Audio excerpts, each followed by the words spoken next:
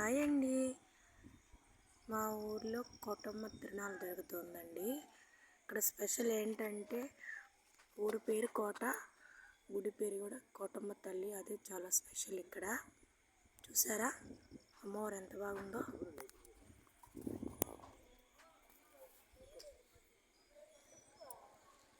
చూడండి,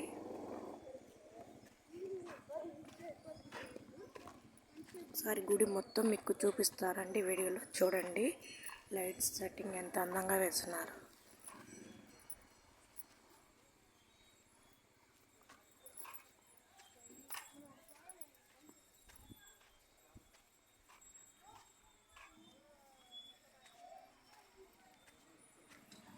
ఇది ఎంట్రన్స్ అండి, గుడి ఎంట్రన్స్ ఇది.